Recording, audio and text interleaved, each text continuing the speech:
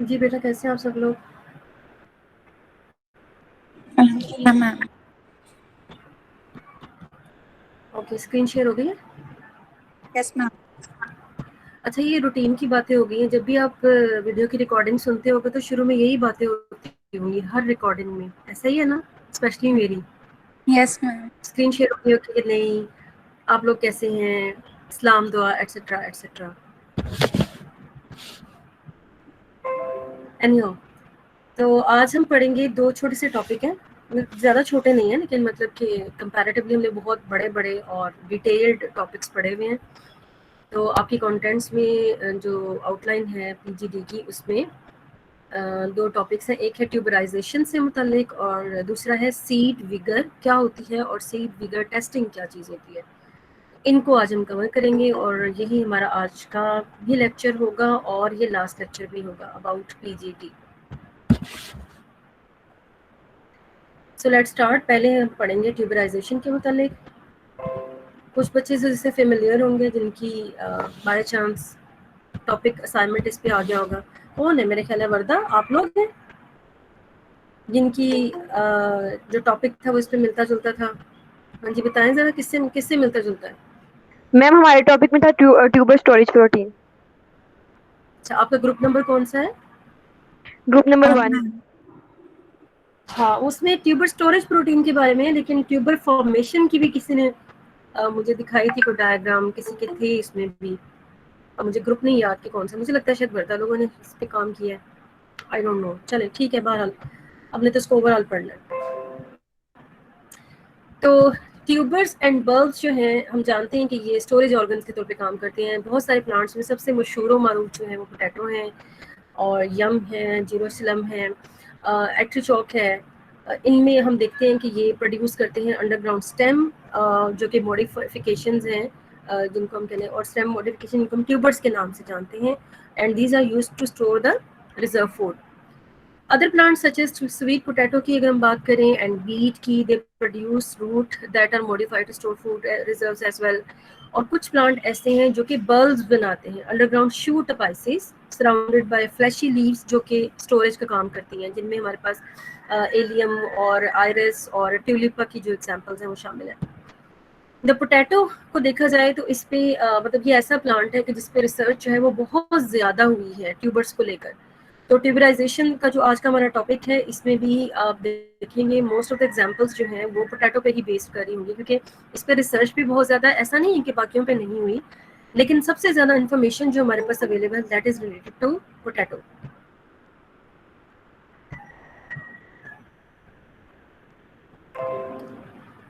Okay, तो इसी के लिहाज से फिर हम बार बार इसी का ही नाम लेंगे और इसके लिहाज से हम काफ़ी चीज़ों को समझने की कोशिश करेंगे। पोटैटो को अगर वैसे देखा जाए, this is the 4th largest crop after the 3 serial, जिनमें हमारी मेन आती हैं वीट है, राइस एंड मेज़ है। उसके बाद जो सबसे ज़्यादा ग्रो की जाने वाली जो सब्ज़ी है, ये सीरियल तो नहीं है, लेकिन सीरियल के बाद इसका नाम आता है, दिस इज़ पोटैटो। और ट्यूबर और बल्ब बेयरिंग जो प्लांट्स हैं, उनमें भी आप देखें तो this is the one of the best studied plant के जिसको जो है स्टडीज़ के लिए, एक्सपेरिमेंट्स के लिए जो इस्तेमाल किया गया है। सो हम देखेंगे फिर ट्यूबराइजेशन का प्रोसेस कैसे होता है, ट्यूबर क्या है, उनका उसका बनना कैसे होता है, उसका मतलब बनने का मैकेनिज्म या प्रोसेस कैसे है, और फिर थोड़ा बहुत जो है उसकी जो आप कह लें कि मॉर्फोलॉजी और एनवायरमेंटल फैक्टर्स, जिसमें हार्मोन्स वगैरह भी हम आ जाएंगे कि वो इसको रेगुलेट कैसे करते हैं, इसके प्रोसेस को, वो हम देखेंगे। रिसर्च ऑन ट्यूबराइजेशन, जैसे मैंने आपको पहले बताया कि is one of the reason कि अगर पोटैटो में कोई परेशानी हुई है रिसर्च को करते हुए, तो वो उसका फैक्ट ये है कि ये जो पोटैटोज़ हैं ये टेट्रापोलाइड्स होते हैं। स्पेशली जो इसकी जो स्पीशीज़ हैं ट्यूबरोसम, सब स्पीशीज़ ट्यूबरोसम जो है, यानी ट्यूबरोसम और उसकी भी सब स्पीशीज़ जो ट्यूबरोसम है, तो वो टेट्रापोलाइड है। और so it does not allow the scientist for mutagenesis, और जेनेटिक मैनिपुलेशन इसमें फिर थोड़ी आप कहने की मुश्किल होती है एज़ कम्पेयर टू जैसे हमने बहुत बहुत दफ़ा जब भी हम जेनेटिक लेवल की बात करते हैं, जीनोम की बात करते हैं, तो हम ज़्यादातर एग्जांपल्स में रैबिडोप्सिस को पढ़ते हैं, टोमेटो को भी पढ़ते हैं, मेज़ में भी काफ़ी हुई हुई है। लेकिन उसके बरक्स इसकी जो जीन मैनिपुलेशन है वो थोड़ी मुश्किल है because of its polyploidic nature, that is it's tetraploid. Next अब हम देखते हैं कि व्हाट इज द प्रोसीजर और द प्रोसेस ऑफ ट्यूबराइजेशन। तो पोटैटो प्लांट को अगर हम देखें, because it's an underground shoot जो कि which is known as stolon, और उसी से ही फिर आप कहेंगे कि ये हॉरिजॉन्टली ग्रो करती रहती है, और यही स्टोलन्स जो हैं फिर नोड्स और इंटर नोड्स बनाते हैं, और जब नोड्स प्रोड्यूस होते हैं तो उनके अंदर यू कैन से कि नोड्स प्रोड्यूस करते हैं एक tiny scale like leaf which like the rest of the stolon, लेकिन वो ग्रीन नहीं होता। और इसी से फिर हम कहते हैं कि ट्यूबराइजेशन का जो प्रोसेस वो स्टार्ट होता है। इसी में सेल डिवीजन होगी, radical expansion of the cells होंगे in the sub apical region of the stolon, मतलब उस पार्ट पे जहाँ पे ट्यूबर ने बनना होगा उसका जो एपिकल रीजन है वो सेम रहेगा, उसमें कोई ग्रोथ नहीं होगी, और जो उसका सब एपिकल रीजन है वहाँ पे ग्रोथ जो है वो बहुत तेजी से होगी, उसकी वजह से उसमें स्वेलिंग हो जाएगी और इवेंचुअली वो शेप इख्तियार कर लेगा एक ट्यूबर की। यहीं पे फिर स्टार्च की जो डेपोजिशन है वो भी स्टार्ट हो जाएगी, और फिर हम कहते हैं कि ट्यूबर्स में जो है वो आईज भी होती हैं। तो basically these are the nodes and they may have birds as well, और internodes are the intervening parts as you know. The scale like leaves are usually shed during harvest and handling, और फिर हमें ऐसा लगता है कि जैसे कि ऐसे ही ट्यूबर जैसे कि वो नजर आता है, अदरवाइज उसके ऊपर स्केल लाइक जो है वो लीव्स मौजूद होते हैं, लेकिन जब हम उनको उखाड़ते हैं या हम उनको हैंडल करते हैं ट्रांसपोर्टेशन वगैरह के लिए, स्टोरेज के लिए, तो उस तरह में उतर जाते हैं, तो हमें लगता है कि शायद ये इनकी ट्यूबर्स जो है वो ऐसे ही हैं। सो ड्रामेटिक चेंज जो उसकी मॉर्फोलॉजी में आती है regarding the elongation of the stolon, फिर उसका रैपिडली एक्सपैंड करना और स्वोलन हो जाना, और इस सारी चीज़ को जो आप कह रहे हैं अकम्प्लिश होता है by the the change pattern of the growth and constituent cells and is reflected in the arrangement of their cortical microtubules की जो आप कहने के अरेंजमेंट्स हैं वो इसमें शामिल होती है। कॉर्टिकल सेल्स में जो माइक्रोट्यूब्यूल्स हैं और उसकी जो आप कहने के जो अरेंजमेंट्स हैं वो इसमें काफ़ी हद तक पार्टिसिपेट करती है। इसकी ये जो मॉर्फोलॉजी जो आपको दिखने में स्वोलन एक पोर्शन नज़र आता है as tuber. So cell in the stolon में होता क्या है कि जो माइक्रोट्यूब्यूल्स हैं ये अरेंज होते हैं जैसा कि हम एक्सपेक्ट भी करते हैं, लेकिन these are mostly arranged at the right angle to the direction of the cell elongation. जिस तरफ सेल की एलोंगेशन होनी होती है उससे बिल्कुल राइट एंगल जो है 90 के एंगल पे जो है ये आप कहने के माइक्रोट्यूब्यूल्स की जो है अरेंजमेंट जो है वो हो जाती है उसकी मुखालिफ सिमत में। मुखालिफ तो नहीं, हम कहेंगे राइट एंगल, आप समझ ही सकते हैं कि 90 उसकी बिल्कुल ऊपर परपेंडिकुलर जो है वो होती है। तो tubers normally form underground but they can also be formed above ground, लेकिन जब वो अबव ग्राउंड बनेंगे तो हम कहेंगे यूजुअली एट एक्सिलरी बर्ड के तौर पे जो है वो अपीयर होंगे। और एरियल ट्यूबर्स जो हैं these are generally small and they contain chlorophyll, that's why they are green in colour. लेकिन जो आप सब सॉइल जो है सॉइल के नीचे जो देखते हैं उनका आपको पता ही है कि उनका कलर ग्रीन नहीं होता। और इंडीड एनी बर्ड और shoot apex is capable of tuberization होने के लिए कोई ख़ास आप कह लें कि ये नहीं आप कह सकते कि सिर्फ यहीं से ही ट्यूबर बनता है, बल्कि कोई भी बर्ड और शूट अपेक्स का कोई भी हिस्सा जो है वो ट्यूबर बनाने के लिए इस्तेमाल हो सकता है। So this ability of shoots, aerial shoots or cut stem segments with the attached leaf to produce tuber provide a convenient experimental system for studying the tuberization, जो कि हम फिर लेबॉर्ट्री में इस्तेमाल भी करते हैं कि हम कोई सा भी हिस्सा लेकर उससे ट्यूबर फॉर्मेशन करवाते हैं खुद से इन विट्रो यानी कि लैब में, और फिर उसको स्टडी करने के लिए इस्तेमाल करते हैं अपने एक्सपेरिमेंट्स में। जैसा कि अभी आप आने वाले जो स्लाइड्स हैं उनमें कुछ एक्सपेरिमेंट्स में इसको देखेंगे भी कि किस तरीके से एरियल पार्ट को इस्तेमाल किया गया है for tuber making and for its study purpose. So this is the story जो कि डायग्रामेटिकली रिप्रेजेंट की गई है यहाँ पे, जिसमें आपको जो है स्टोलन नज़र आ रही है कि जो कि फ्यूचर में एक स्वेलिंग करके और ट्यूबर की फॉर्मेशन करवाएगी। जैसा मैंने आपको बताया था कि जो उसका एपिकल रीजन है ये जिसको बाद में जो टर्मिनल बर्ड बना रहा है, basically this is the apical region, तो इसमें ग्रोथ नहीं होती। और इसका जो सब एपिकल रीजन है यानी कि बिल्कुल इसके साथ जो एडजेसेंट सब एरिया है, जैसे कि आपका हाथ और उससे पीछे वाला जो आर्म हो, ठीक है, तो हाथ जो है वो वैसा ही रहता है और जो पीछे वाली आर्म है बिल्कुल एडजेसेंट टू द हैंड, वहाँ पे फिर क्या होती है कि स्वेलिंग स्टार्ट हो जाती है। और स्वेलिंग किस तरह होती है, माइक्रोट्यूब्यूल्स की अरेंजमेंट जो मैंने आपको बताया ही है, जिनमें जो है पित्त के सेल्स और कॉर्टेक्स के सेल्स जो हैं इनमें शामिल होते हैं स्पेशली इस स्वेलिंग को करवाने में। और होती क्यों है, क्योंकि इसके अंदर जो है वो माइक्रोट्यूब्यूल्स की अरेंजमेंट इस तरीके से होती है कि वो स्वेलिंग करवाने का बायस बनती है, और रैपिड एक्सपेंशन भी होती है, सेल डिवीजन भी हो रही होती है, और इन सब के नतीजे में आहिस्ता आहिस्ता ये स्वोलन पार्ट जो है एक मेच्योर ट्यूबर जो है उसकी जो शक्ल इख्तियार कर लेता है और फिर उसमें आइज़ भी होती हैं और उसके साथ जो है ये बाकी का हिस्सा जो है वो नॉर्मल रहेगा, सिर्फ ये हिस्सा जो कि सब एपिकल रीजन है this will be converted into a tuber. Now this is another representation. इसका जो फर्स्ट पार्ट है उसकी ज़रा समझ आपको एंड पे जाके आएगी, तो दोबारा भी मैं आपको इधर ले आऊँगी, लेकिन यहाँ पे मैं आपको ये जो एपिकल एंड सब एपिकल रीजन है इसको ज़रा ज़्यादा क्लैरिटी के साथ समझा रही हूँ। वैसे तो इस डायग्राम में जो है ट्यूबर फॉर्मेशन को लेकर जो हार्मोन्स हैं उनको जो है एक्सप्लेन किया गया है कि GAs और IAA का क्या रोल है। तो मैं ऊपर वाली डायग्राम से ज़्यादा नीचे वाले पे फोकस करना चाहूँगी। ई जो पार्ट है इसका उसको ज़रा गौर से देखिएगा। इसमें मैं कह रही थी ना आपसे कि this is the apical region and this is the sub apical region. तो apical region as it is रहेगा और जो सब एपिकल रीजन है ये स्वोलन हो जाएगा। और इस दौरान में हो क्या रहा है, GA की कंसंट्रेशन इस सब एपिकल रीजन से पीछे पीछे जो है वो हाई है, देखिए ज़्यादा पिंक कलर है, और जो स्वोलन पोर्शन होने जा रहा है इन फ्यूचर उसमें GA की कंसंट्रेशन रिड्यूस हो चुकी है, आप देखें वाइटिश एरिया हो गया है। एंड देन जो एपिकल रीजन है उसमें अगेन इसकी कंसंट्रेशन जो है वो हाई है। तो इसका मतलब ये है एक इससे चीज़ तो आप ये डिड्यूस कर सकते हैं कि जो ट्यूबर फॉर्मेशन है उसमें जिब्रालिक एसिड की रिडक्शन होना ज़रूरी है उस रीजन में जहाँ पे स्वोलन पोर्शन ने ट्यूबर बनाना है। तो जिब्रालिक एसिड का ना होना ट्यूबर फॉर्मेशन को प्रमोट करेगा। दूसरी तरफ जो जिसका कम रोल है, लेकिन बिकॉज ये जहाँ से मैंने लिया है पेपर से लिया है तो वहाँ पे क्योंकि इस पर भी स्टडी है तो उसको भी आप देख लें कि इंडोल एसिटिक एसिड की भी कंसंट्रेशन जूं ट्यूबर फॉर्मेशन होती है तो जो है पीछे वाले रीजन में तो आप देख रहे हैं ज़्यादा डार्क ब्लू कलर है, लेकिन जैसे जैसे प्रोसीड कर रहा है including the region which is the swollen and the apical region, दोनों बल्कि एपिकल रीजन में तो बहुत ही कम यू कैन से कंसंट्रेशन है इंडोल एसिटिक एसिड की, because the rest of the part of the picture also shown here। तो फिर उसको भी समझा देती हूँ मैं आपको, लेकिन ये जैसे मैंने आपको बताया कि आगे वाले आने वाले स्लाइड से फिर आपको इसकी ज़्यादा क्लैरिटी होगी, जिसमें हम जो A और B पार्ट है बेटा ये बताए हुए हैं कि टिश्यूज की localization of the gibberellic catabolite enzyme, ऐसा एंजाइम जो कि जिब्रेलिक एसिड की कैटालिसिस करता है उसकी इन्वॉल्वमेंट बताई हुई है A और B डायग्राम में। और जो C और D हैं ये टिश्यू लोकलाइजेशन ऑफ द जो है ऑक्सिन रिपोर्टर जीन्स जो हैं उनके बारे में बता रहा है। अच्छा, अब आप ऊपर वाले देख ही सकते हैं कि जो A डायग्राम का पार्ट है और जो C पार्ट है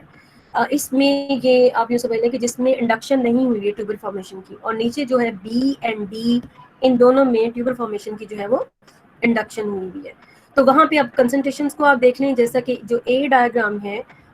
this is representing the tubular localization of the gibralic catabolite enzyme जिसका expression हुआ है in a longitudinal section of the stolon which is shown in purple color in the B diagram। और उसके बाद जो transcript है for this gene is not detected in the swollen जिनमें tuber की इंडक्शन नहीं हुई। इसमें पर्पल कलर आपको डेफिनेटली नजर नहीं आ रहा होगा सेंटर में, क्योंकि इसमें ट्यूबर की इंडक्शन ही नहीं है, इससे ट्यूबर फॉर्मेशन नहीं की। और इसमें ट्यूबर फॉर्मेशन की इंडक्शन मतलब उसको इंड्यूस किया गया है कि वो ट्यूबर फॉर्मेशन करे, तो इसमें पर्पल कलर आपको नजर आ रहा होगा। And this purple colour is for you can से द कैटाबोलिज्म ऑफ GA, यानी कि अगर GA मौजूद हो तो वो उसको कैटाबोलाइज कर देगा। और मैंने आपको क्या बताया कि GA का ना होना ट्यूबर फॉर्मेशन को फेवर करेगा। तो ऊपर जो है वो जीन मौजूद नहीं है, उसका प्रोडक्ट मौजूद नहीं है जो कि enzyme that is required for the catabolism of GA, और नीचे जो है वो मौजूद है हाई कंसंट्रेशन में। इसके अलावा एक और चीज़ भी आप देख सकते हैं that the concentration is more in the region जो कि आप कह लें कि जो सब एपिकल के भी सब रीजन में जो है या टुवर्ड बेस जो है उसकी कंसंट्रेशन ज़्यादा है, और एपेक्स की तरफ जाते हुए जिसकी कंसंट्रेशन है वो कम है। दूसरी जो डायग्राम है C एंड D, इसमें जैसे मैंने आपको बताया कि इसमें ऑक्सिन की रिपोर्टर जीन्स जो हैं उसको जो है वो गस की टेक्निक मैंने ऑलरेडी आपको एक्सप्लेन की हुई है कि ये इंडिकेट करवाने के लिए। यहाँ पे ब्लू कलर जो है, वहाँ पे पर्पल कलर था और यहाँ पे ब्लू कलर जो है वो इंडिकेट करवाएगा कि आया यहाँ पे प्रेजेंस है या नहीं है। तो आप देख ही सकते हैं कि जो ट्यूबर इंड्यूस्ड है इस स्वोलन पोर्शन का जो इंड्यूस्ड पोर्शन है वहाँ पे ये जो बेस है यानी पीछे से इसकी कंसंट्रेशन बहुत ज्यादा, और जैसे जैसे ये प्रोसीड कर रहा है तो ऑक्सीजन की कंसंट्रेशन जो है वो कम होती चली जा रही है, जबकि जो ऊपर वाला है उसमें वैसे तो थोड़ा बहुत वेरिएशन तो इसमें भी है, यानी कि एपिकल रीजन में कम है, लेकिन यहाँ पे उसकी कंसंट्रेशन जो है वो मोर और लेस यूनिफॉर्म है। Now we will see that what are the environmental control of tuberization. कौन सी ऐसी चीज़ें हैं जो कि ट्यूबर फॉर्मेशन को फेवर करती हैं environment में, कौन सी ऐसी चीज़ें हैं जो कि ट्यूबर को फेवर नहीं करती. जैसे कि एक बहुत इम्पॉर्टेंट एस्पेक्ट जो है, जैसे हम बात करते हैं कि अगर कोई plant tuber formation basically plant करता ही क्यों है, ताकि वो अपने जो आप कह लें कि अपने जो डॉटर प्लांट्स हैं उनको बना सके, इसी के लिए है ना ट्यूबर की फॉर्मेशन. जिस तरीके से कोई प्लांट फ्लावर प्रोड्यूस करता है अपने सीड बनाने के लिए, इसी तरीके से पोटैटो जो है और यम जो है ये ट्यूबर्स प्रोड्यूस करते हैं ताकि उनसे उनके डॉटर प्लांट्स बन सकें. तो बेसिकली इनको भी आप देखेंगे कि सेम चीज़ें जो है वो कंट्रोल कर रही हैं. वही चीज़ें those are critical for the flower formation, those are also critical for the tuber formation. तो इसी को लेके भी बातें हैं, लेकिन मेन कॉन्सेप्ट यही है. बाकी इनमें जाहिर है कि थोड़ी बहुत वेरिएशन जो है वो हो सकती हैं इसको लेकर. तो बिल्कुल उसी तरीके से जैसे फ्लावरिंग के लिए भी प्लांट को कैटेगराइज किया जाता है कि आया वो शॉर्ट डे प्लांट्स हैं या वो लॉन्ग डे प्लांट्स हैं, तो बिल्कुल इसी तरीके से ट्यूबर फॉर्मेशन के लिए भी प्लांट्स को जो है वो जो डिफरेंट स्पीशीज़ हैं पोटैटो की या टोमेटो की, उनको पोटैटो की, तो उनको जो है वो कैटेगराइज किया गया है कि आया वो शॉर्ट डे हैं, यानी कि शॉर्ट डेज अगर उनका एक्सपोजर मिलता है तो वो जो है वो ट्यूबर बनाती हैं, या वो लॉन्ग डेज का अगर पीरियड उनको मिलता है कॉन्टिन्यूस तो वो जो है वो ट्यूबर फॉर्मेशन करेंगी. सो ऑल दिस फैक्टर जो हैं बेसिकली, जिसमें हार्मोन्स भी शामिल हैं, न्यूट्रिटिव कंडीशन भी शामिल है, हम वन बाय वन इनको डिस्कस करेंगे. फोटो पीरियड भी शामिल है, टेम्परेचर भी शामिल है. तो ये तमाम फैक्टर्स जो हैं आपस में मिल के बेसिकली इंड्यूस करवाएंगे या वो फेवरेबल इन्वायरमेंटल कंडीशंस बनाएंगे कि जो कि ट्यूबर फॉर्मेशन को या तो इंड्यूस करवाएगा या फिर इनको इनहिबिट करवाएगा. पोटैटो का एक और बहुत ही एक क्रिटिकल एस्पेक्ट ये भी है कि पोटैटो की बहुत ज़्यादा varieties are available worldwide,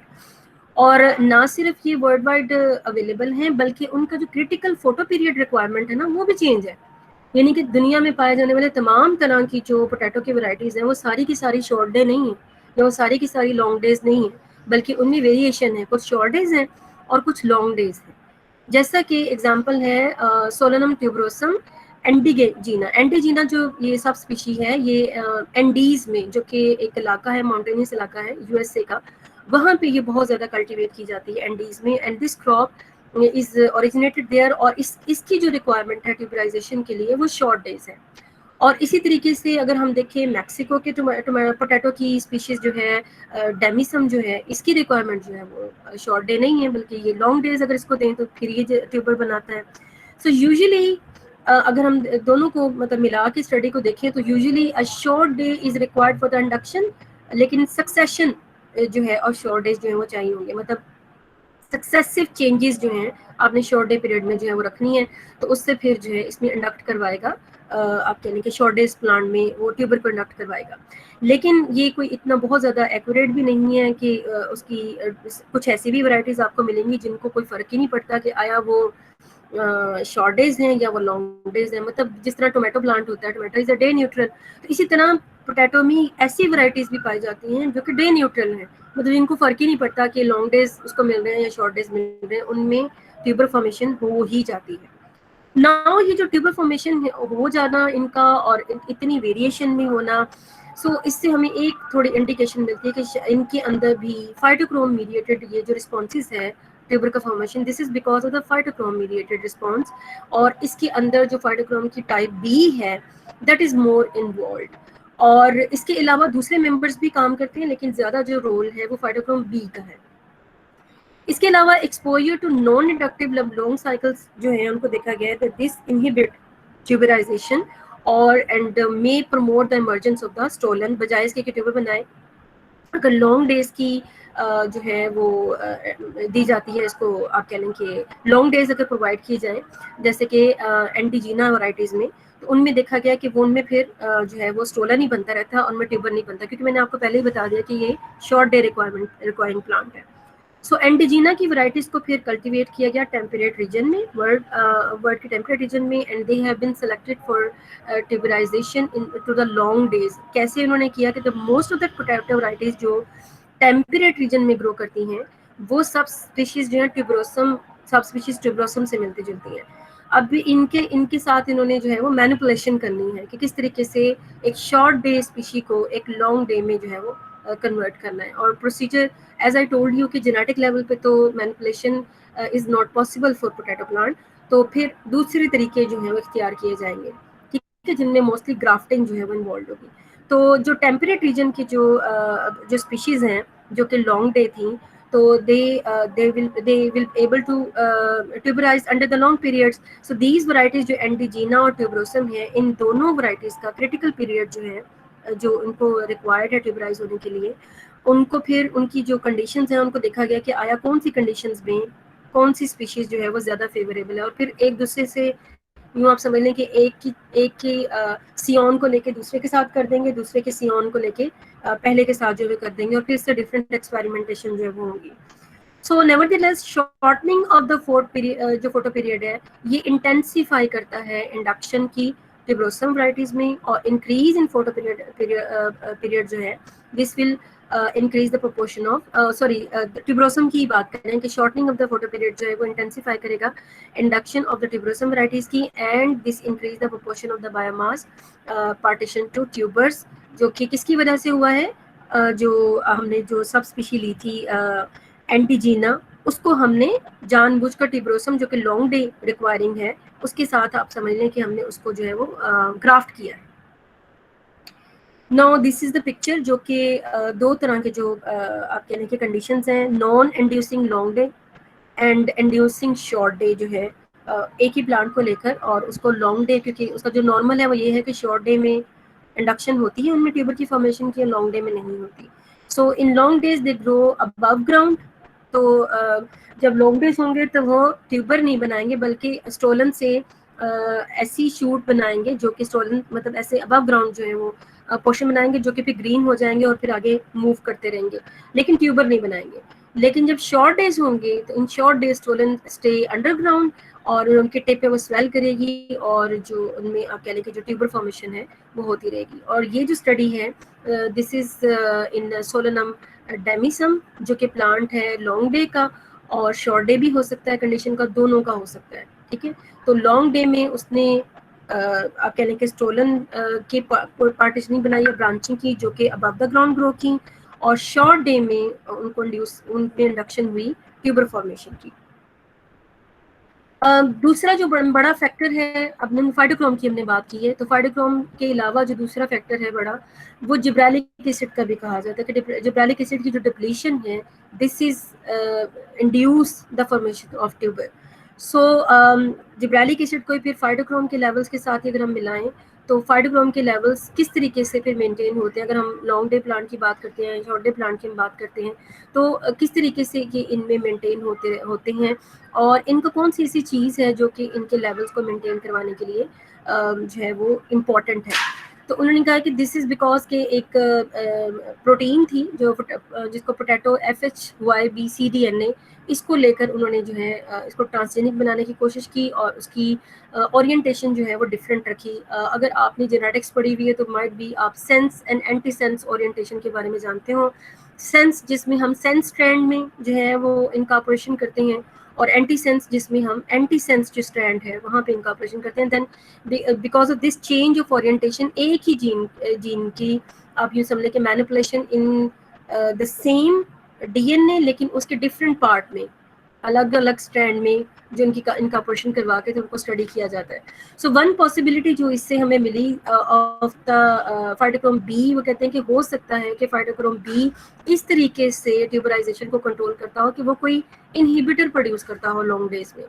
और अगर लॉन्ग डेज प्लांट की हम बात करते हैं तो फाइटोक्रोम बी शायद उनमें कोई एक इनहिबिटर प्रोड्यूस करता है, और जब फाइटोक्रोम बी मौजूद नहीं होता तो शायद वो इनहिबिटर भी वहाँ से डिप्लीट हो जाता है, और उस इनहिबिटर के डिप्लीट होने की वजह से फिर हम कहते हैं कि जो है वो जो ट्यूबराइजेशन है वो हो गई है। तो जब तक फाइटोक्रोम बी इन्वॉल्व रहेगा और इनहिबिटर बनता रहेगा तो वो ट्यूबर को बनने नहीं देगा। So an alternative explanation for the same phytochrome levels के बारे में ही इज दैट कि depletion of the endogenous phytochrome may results in the reduced sensitivity to the transition plant to photo period, कि क्योंकि वो फोटो पीरियड को sense ही नहीं कर पाते कि उनमें आया क्योंकि आपको मैंने बताया था ना कि फाइटोक्रोम जो है इसकी जो PR एंड PFR रेशियो है वो लाइट की intensity and quality of light को भी सेंस करती है। डाउन एंड डस्क पे इसकी रेशियोज जो है वो चेंज हो जाती हैं, तो ये क्वालिटी ऑफ लाइट को भी जो है वो सेंस करते हैं, बिकॉज उसमें वो सेंस ही नहीं रहती, दैट इज़ वाई फिर वो प्लांट जो है वो ट्यूबर बनाना शुरू कर देते हैं। उनको पता ही नहीं चलता कि लॉन्ग डेज जो कि इनकी रिक्वायरमेंट है वो है या नहीं, या शॉर्ट डे जो कि इनकी रिक्वायरमेंट है या नहीं, तो उनको इससे फ़र्क ही नहीं पड़ता, और वो क्योंकि ट्रांसजेनिक हैं तो वो दोनों कंडीशन में, लॉन्ग डेज में भी एंड शॉर्ट डेज में वो ट्यूबर बनाते रहते हैं। Another factor which is temperature, जो कि ट्यूबराइजेशन को अफेक्ट कर सकता है। इसमें कहा जाता है कि कूल टेम्परेचर्स जो हैं that is below 30 degree centigrade during day time and during night 20 degree centigrade जो है, this favour tuber formation, tuber induction, and whereas high temperature जो है वो ट्यूबर फॉर्मेशन को इनहिबिट करते हैं। फोटो पीरियड और टेम्परेचर दोनों ही को कहा जाता है कि दीज आर द फेवरेबल मतलब फेवरेबल कंडीशंस हैं फॉर द ट्यूबराइजेशन, और factors that effect photosynthetic production, जैसे कि लाइट इंटेंसिटी है, एज ऑफ द प्लांट है, नंबर ऑफ द लीव्स है, ये भी ट्यूबराइजेशन को जो है इफेक्ट कर सकते हैं along with temperature and phytochromes level. इसके अलावा अनदर इंपॉर्टेंट फैक्टर जो कि ट्यूबराइजेशन को इन्फ्लुएंस कर सकता है वो शुगर की प्रेजेंस है। एज वी नो, अभी हमने एक स्लाइड में बात भी की है कि जैसे ही ट्यूबर फॉर्मेशन होती है तो प्लांट की जो कार्बन की डिमांड है वो बढ़ जाती है, या न्यूट्रिएंट्स की डिमांड बढ़ जाती है। तो उन्हीं न्यूट्रिएंट्स में आप ये भी समझ लें कि उसकी कार्बोहाइड्रेट भी उसकी डिमांड है न्यूट्रिशन में, ठीक है। तो जिनमें न्यूट्रिशन यानी कि शुगर के लेवल हाई होंगे उनमें ट्यूबराइजेशन होगी, और जिनके लेवल ड्रॉप कर गए शुगर के, स्टडीज़ बताती हैं कि उनमें ट्यूबराइजेशन जो है वो भी इंड्यूस नहीं हुई। इन कंट्रास्ट जो शॉर्ट डेज हैं, इंडक्टिव शॉर्ट डेज हैं, एंड परमिसिव टेम्परेचर जो है उनके लिए वो लो लाइट इंटेंसिटी और decreased photosynthetic area reduce the extent of tuber formation. Short days में रिक्वायरमेंट जो है वो थोड़ी सी डिफरेंट है। इसके अलावा जैसे, क्योंकि मैंने अभी आपसे बात की कि शुगर भी मतलब ज़ाहिर है एनर्जी के लिए चाहिए, लेकिन अनदर इम्पोर्टेंट न्यूट्रिएंट जो कि नाइट्रोजन है, तो अगर नाइट्रोजन रिच फर्टिलाइजर्स आप देते हैं पोटैटोज को, सॉरी पोटैटोज को ही हम, क्योंकि उसकी स्टडी की हम बात करें, तो this promote the shoot growth and cartel the tuber production, उसको रोक देता है। और ऐसी प्लांट के जिनमें नाइट्रोजन को जानबूझकर ऐसे ट्रीट किया गया कि नाइट्रोजन उनकी सप्लाई उनको कम हो जाए, या उनको उनमें नाइट्रोजन की जो लेवल्स हैं वो डिक्लाइन कर जाए, तो उनमें उन्होंने देखा कि वो फिर फटाफट स्टोरेंस में जो है वो ट्यूबर फॉर्मेशन जो है वो स्टार्ट कर दिया। नाउ ये जो मैं आपसे अभी बात कर रही थी उसी की एक्सप्लेनेशन है कि ये जो ट्यूबर फॉर्मेशन का जो सिग्नल है, ये एक प्लांट से दूसरे प्लांट में हम भेज सकते हैं with the help of grafting, यानी कि ग्राफ्टिंग के जरिए जो भी चीज़, जो भी factor is responsible for the tuber formation is can be transmissible factor है। और उसको फिर किस तरीके से साबित किया गया कि फोटो पीरियोडिक सिग्नल जो हैं, जो कि हम ये ख्याल करते हैं, बल्कि ये ख्याल क्या करते हैं, ये हमारा इस पे बिलीव है कि मेनली जो फोटो पीरियड है उसको सेंस हमारे लीव्स ही करते हैं, हाँ वही इसमें इस्तेमाल होते हैं इसके सिग्नल्स को परसीव करने में। तो अगर फोटो पीरियड का सिग्नल लीव्स ही परसीव करते हैं और ट्यूबराइजेशन में भी फोटो पीरियड जो है वो इन्वॉल्व है, तो हम कह सकते हैं कि the thing which is responsible for the induction of tuberization is actually produced in the leaf, and then ये ट्रांसमिट होती है टू द स्टोलन, एंड फिर वहाँ जाके ट्यूबराइजेशन को करवाने का बायस होती है। So they to demonstrate the presence of such factor, कि आया वो प्रेजेंट भी है, और क्या एक का जो सियोन लेकर दूसरे को लगाकर, दूसरे का लेकर पहले को लगाकर, तो उनको देखा गया है कि आया ऐसा पॉसिबल है कि हम एक प्लांट जो कि ट्यूबराइजेशन के लिए इंडक्शन उसमें हो चुकी है, उसके लीफ को लेकर हम दूसरे को दें जिसमें कि जो कि नॉन इंड्यूसिव है, और फिर देखें कि आया उनमें जो है वो ट्यूबराइजेशन होती है या नहीं। तो इसको फिर स्टडी करने के लिए एक्सपेरिमेंट किया गया, जिसकी डिटेल में भी आपसे बात करने जा रही हूँ। So it could be shown that tuberization occurred if the scion, अच्छा ये तो मैं आपसे बात कर चुकी हूँ। So specific grafts between the members of the same family,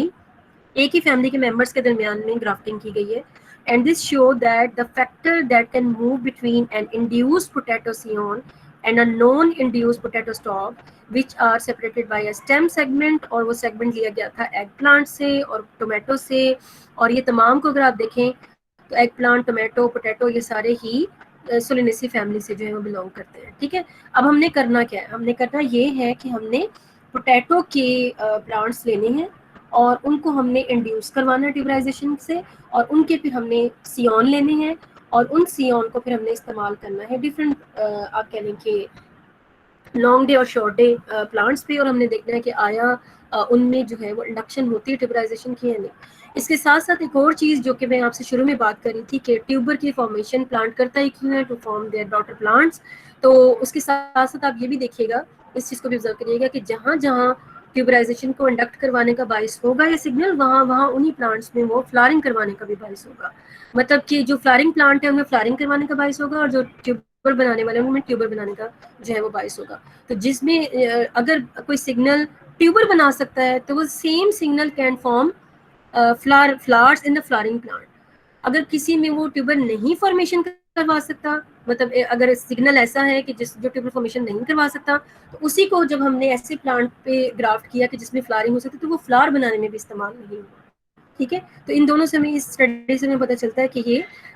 आपस में रिलेट करती हैं ये चीज़ें जो हैं, और क्योंकि दोनों ही जो हैं वो उसके लिए इस्तेमाल हो रहे हैं। अच्छा, ये जो अभी मैं आपसे स्टडी की बात करी थी उसकी डिटेल है, और इसको मैं एक्सप्लेन करूँगी इस टेबल से, क्योंकि यहाँ पे इसकी ज़्यादा क्लैरिटी आपको नज़र आएगी। तो इसमें जो है बेटा ये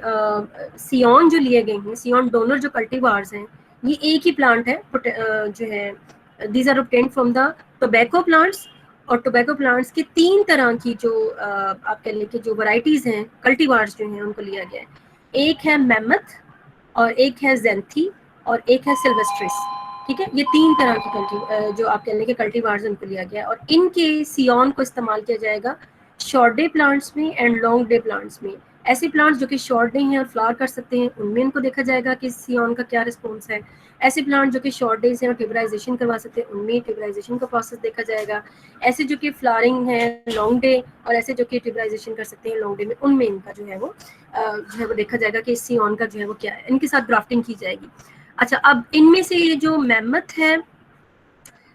मेमथ जो है मेरा ख्याल है कि ये शॉर्ट डे है, if I am not wrong. और इसके अलावा जो ये जो सेंटर वाला ज़ेंथी है, दिस इज़ डे न्यूट्रल। और जो नीचे वाला है सिल्वेस्ट्रिस जो है, ये लॉन्ग डे है, अगर मैं गलत नहीं हूँ तो ऐसा ही है। ओके, सो नाउ इसमें हम देख रहे हैं कि ये जो है सियोन इसके लिए गए हैं, और हमने इसको ग्राफ्ट किया है इनके अंदर। और आप देखिए कि जो ग्राफ्टेड प्लांट्स हैं इनको एक्सपोजर दिया गया है शॉर्ट डेज का और लॉन्ग डेज का, दोनों तरह की ट्रीटमेंट इनको दी गई हैं। और जो ग्राफ्टिंग प्लांट हैं वो है हमारे पास पोटैटो, मतलब जिनके ऊपर ग्राफ्टिंग की गई है, और जिनसे सियोन लेकर ग्राफ्ट किया गया है वो है हमारे पास टोबैको की कल्टीवार्स। ओके, तो अब पहले में देखिए जो शॉर्ट डेज में जिनको रखा गया था पोटैटो प्लांट्स को, उनमें मेमथ से जो जिसका सियोन लिया गया, तो उसने फ्लावरिंग भी इंड्यूस करवाई है और ट्यूबराइजेशन भी करवाई है शॉर्ट डेज में, लेकिन लॉन्ग डेज में नहीं करवाई, क्योंकि मेमथ बजाते खुद एक शॉर्ट डे प्लांट था। ठीक है, तो शॉर्ट डे में ही उसके सियोन ने इंड्यूस करवाया है फ्लावरिंग को भी और ट्यूबराइजेशन को भी। और लॉन्ग, क्योंकि ये खुद शॉर्ट डे था, तो लॉन्ग डे में इसने ना तो फ्लावरिंग करवाई है और ना ही ट्यूबराइजेशन करवाई है। सेकंड जो स्पीशी थी हमारे पास, दैट वाज डे न्यूट्रल। और क्योंकि ये डे न्यूट्रल है, इसको फर्क ही नहीं पड़ता, तो लिहाजा इसने शॉर्ट डेज में भी सेम बिहेवियर शो किया है टू द प्लांट जिसके ऊपर इसकी ग्राफ्टिंग की गई है, और जैसा कि उसने लॉन्ग डेज में किया गया है। तो डिफरेंट कंडीशन से फ्लावरिंग पे या ट्यूबराइजेशन के रिस्पॉन्स पे फर्क नहीं पड़ा। लेकिन एक चीज़ जो मैं आपको कहती हूँ आपने नोटिस करनी है, अगर ट्यूबराइजेशन हो रही है तो फ्लावरिंग भी हो रही है, अगर फ्लावरिंग हो रही है तो ट्यूबराइज, मतलब प्लस है तो दूसरा भी प्लस है। ऐसा नहीं है कि एक प्लस और दूसरा नेगेटिव, अगर नेगेटिव है तो दोनों नेगेटिव है, अगर पॉजिटिव है तो दोनों पॉजिटिव है। तो इससे भी हमें ये बात पता चलती है कि ये जो है कि रिलेटेड थिंग्स हैं। ठीक है, और सेम फैक्टर जो है वो इनमें इस्तेमाल होता है। नाउ द लास्ट केस जिसमें सिल्वेस्ट्रिस है, जो कि मैंने आपको बताया था कि it's a long day plant, तो लॉन्ग डे प्लांट ने लॉन्ग डे में जो है वो फ्लावरिंग करवाई है, मतलब ग्राफ्टिंग हुई और प्लांट को लॉन्ग डेज में रख दिया गया, तो लॉन्ग डेज में उसने फ्लावरिंग करवाई, लेकिन शॉर्ट डे ट्रीटमेंट जब दी गई तो उसमें उसने फ्लावरिंग नहीं करवाई। तो इस तरीके से ये हमें पता चलता है कि जो भी फैक्टर प्रोड्यूस होता है उसको अगर हम ट्रांसमिट करवाना चाहें एक ऐसे प्लांट में कि जिसमें इंडक्शन नहीं हुई हुई ट्यूबराइजेशन की या फ्लावरिंग की, तो that tuberization and flowering can be induced with the help of grafting. लेकिन डिपेंड ये करेगा कि जिस प्लांट की ग्राफ्टिंग की गई है वो खुद कैसा है। अगर वो शॉर्ट डे है तो शॉर्ट डे कंडीशंस में ही वो फ्लावरिंग को प्रमोट करेगा, अगर वो लॉन्ग डे है तो लॉन्ग डे कंडीशन में ही फ्लावरिंग को प्रमोट करेगा। जो लेफ्ट साइड वाले जो पिक्चर्स हैं उनमें जो ग्राफ्टिंग के पर्पस के लिए ये जो नीचे वाला हिस्सा आपको नजर आ रहा है, जहाँ पे ये डैश लाइन लगी हुई है ना, इससे नीचे वाला हिस्सा जो है वो आप समझ लें कि वो है जिसके ऊपर ग्राफ्टिंग की गई है, ठीक है। जैसे अगर मैं, वैसे मुझे नहीं पता कि यहाँ पे कौन कौन से हैं, लेकिन अगर मैं जैसे ये आपको ये 2 प्लांट बताए ना, एक टोबैको की और एक पोटैटो की, तो आप समझें कि ये नीचे वाला जो हिस्सा है जिसने देना है इंडक्शन को, जिसने देना है स्टिमुलस को, ये वो पार्ट है, और ऊपर वाला वो है कि जिसको हम समझ रहे हैं कि ये जो आप कह लें कि जिससे वो स्टिमुलाई जो है वो लेगा। और उसके बाद इधर भी वही है, जिसने लेना है वो नीचे है और जिसने देना है वो ऊपर है। और दोनों के ऐसे ऐसे पार्ट को लिया गया है कि जब उनकी एक्सीजन की गई सियॉन बनाने के लिए, तो उनका जो सबसे पार्ट था लो, मतलब जिसके साथ एक लीफ लगा हुआ था, तो उस लीफ को भी साथ लिया गया, क्योंकि हमारा हाइपोथेसिस भी तो यही है ना कि the thing which is inducible is present in the leaf, ठीक है। तो यही हम अज्यूम कर रहे हैं कि यहाँ से ही वो मूव करके आएगी। तो उसी कंडीशंस में फिर ये 2 तरह के आपके पास जो कंडीशंस वो अवेलेबल हैं। एक में आप देख रहे हैं कि ट्यूबराइजेशन हुई है लेकिन सिसाइल है, इसके नीचे कोई पेडिसल या कोई स्टॉक नहीं है। और दूसरी तरफ की कंडीशन जो है बी डायग्राम में, उसमें कोई ट्यूबराइजेशन नहीं है। तो ए में क्या है कि this is the case actually in which the scion taken from the Indigena clone and that is able to tuberize under continuous elimination is grafted to stock from a typical indigenous stem, और इसमें जो है tuberisation जो है वो हो चुकी है। हालांकि इसको जो है वो कोई इंडक्शन पीरियड कोई चीज़ नहीं दी गई, सिर्फ इसके साथ इसकी ग्राफ्टिंग की गई है। और दूसरे केस में जो है इसका रेसिप्रोकल किया गया है, यानी कि इंडक्शन जो है इसमें नहीं की गई और उसको जो है ग्राफ्टिंग कर दी गई इसके साथ, इसको इंडक्शन दी गई और इसकी ग्राफ्टिंग की गई। लेकिन आपको तो पता है कि सिग्नल तो आना था लीफ से, ठीक है। तो लीफ में क्योंकि सिग्नल मौजूद नहीं था, तो अगर नीचे वाली स्टॉक में सिग्नल मौजूद है भी तो वो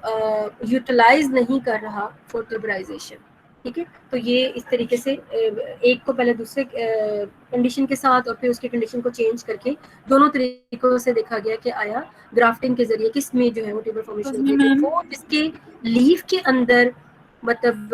वो इंड्यूसिबल प्लांट जिसके अंदर ट्यूबराइजेशन का प्रोसेस स्टार्ट हुआ होगा और वहां से अगर सियॉन लेकर ग्राफ्टिंग की गई है तो ट्यूबर बन गया। और अगर ऐसा प्लांट थी जिसमें ट्यूबराइजेशन नहीं हो रही थी, वहां से लेकर अगर ग्राफ्टिंग की है ऐसे प्लांट में जिसमें ट्यूबराइजेशन मौजूद थी,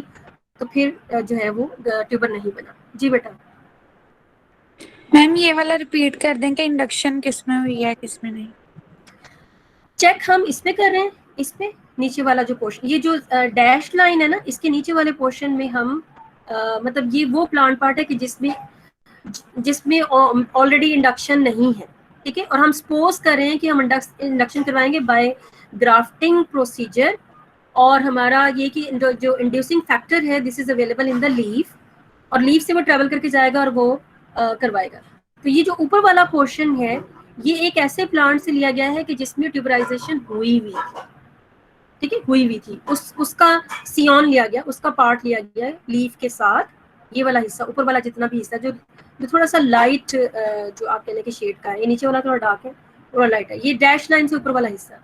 तो इसको एक ऐसे प्लांट से एक्साइज किया गया है जो कि जिसमें ट्यूबराइजेशन हो रही थी, ठीक है। और उसको जब